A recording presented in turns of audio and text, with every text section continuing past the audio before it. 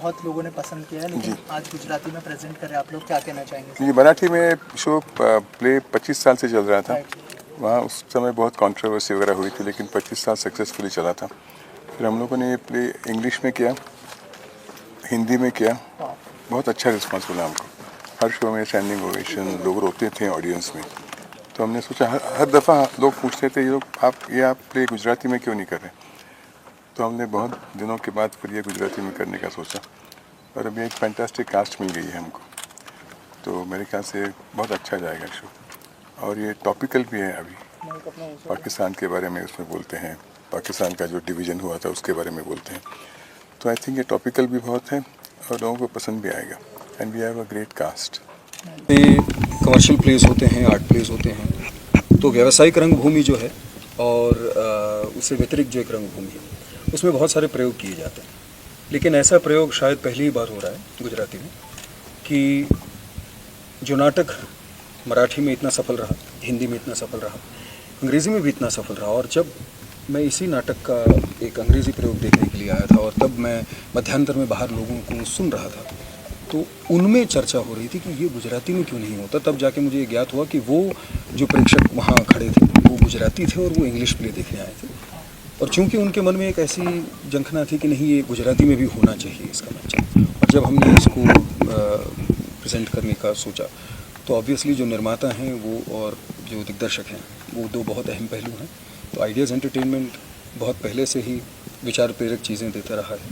फिर वो हास्यरस भी हो सकता है और उसके बाद ऐसा शौर्य रस भी हो सकता है।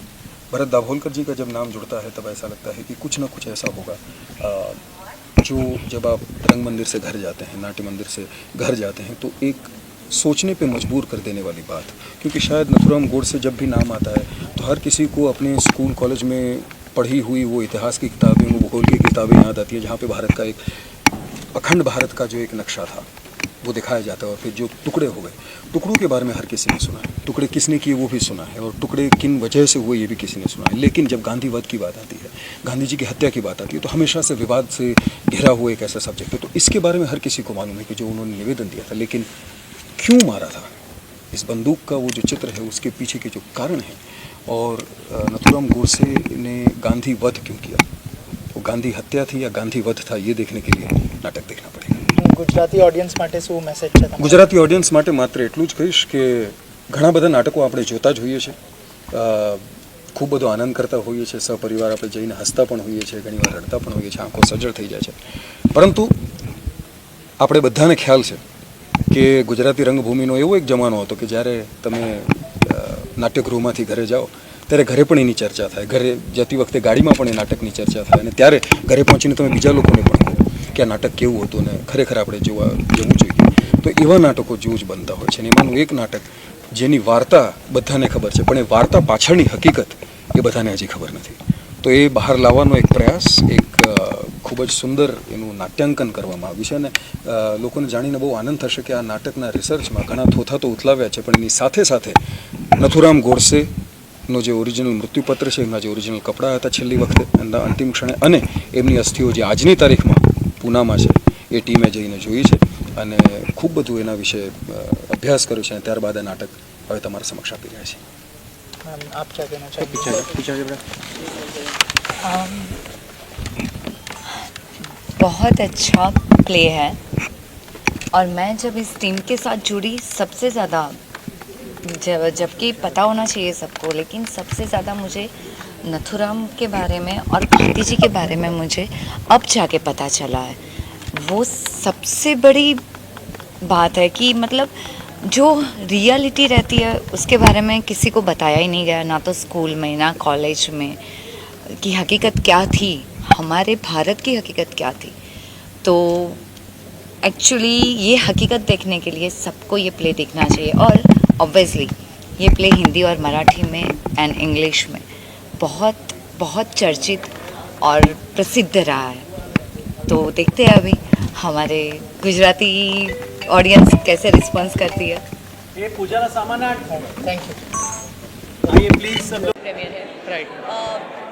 पहले तो पूरी टीम को धन्यवाद कि वो ये लेकर आए, ये प्ले लेकर आए। बहुत बहुत शुभकामनाएं सभी को। सभी ने बहुत अच्छा काम किया है, beautifully directed, beautifully written. Godse ने तो दिल जीत लिया, so he is done a wonderful job. I think आज के डेट में जो हालात हैं हमारे देश में और जो हालात है इससे आप सबको समझ आ रहा है कि मैं क्या कहने की कोशिश करी हूँ। इस वक्त पर इस प्ले का आना बहुत ही ज़रूरी है, बिकॉज बहुत लोगों को हमारे देश का इतिहास नहीं पता है।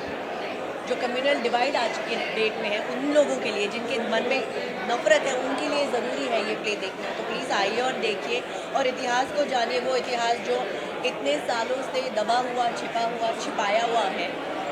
I am blown.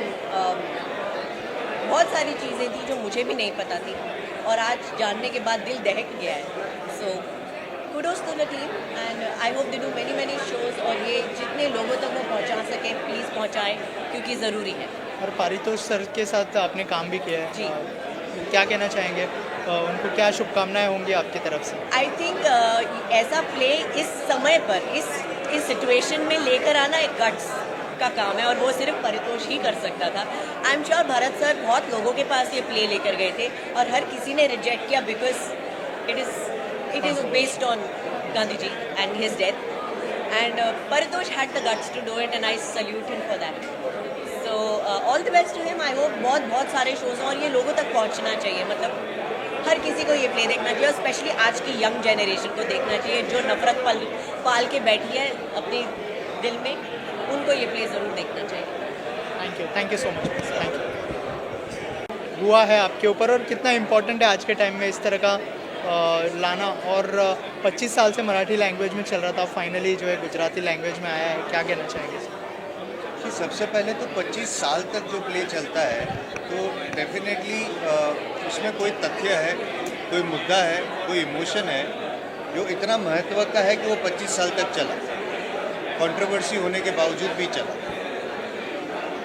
गुजराती में ये प्ले लाना एक बहुत बड़े साहस की बात है, क्योंकि गुजराती लोगों के लिए गांधी जी का एक जातिवाद का कनेक्शन भी है, क्योंकि गुजराती है और पूजनीय है महात्मा गांधी। लेकिन जो पॉइंट ऑफ व्यू है नथुराम गोडसे का, हमने सुना है, कहीं पढ़ा है, कहीं देखा है, बट डिटेल में उन्हीं के मुंह से ये जिस तरह से ये पोर्ट्रे किया गया है कि नथुराम गोडसे खुद बोल रहे हैं कि उन्होंने क्यों किया, सही किया, गलत किया, क्यों किया, वो जो पोर्ट्रेयल है that is very nice, it is very magnetic. और आज के जनरेशन के लिए भी मैं ये कहूँगा कि नाटक देखना यूजुअली हो गया है कि 50 साल 60 साल के बाद जब हो जाती उम्र तब लोग आते हैं। मैं ये रिक्वेस्ट करूँगा कि नथुराम गोडसे ने सही किया, गलत किया, तो ये नाटक ख़त्म होने के बाद पता चली जाएगा। बट आज के जनरेशन को भी ये समझना बहुत ज़रूरी है कि गांधी जी ने कितने बलिदान दिए और नथुराम गोडसे ने भी अपनी जान का बलिदान करके ये क्यों किया।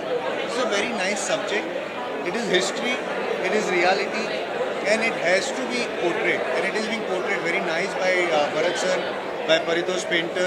They have always come up with very good subjects, so hats off. Thank you sir.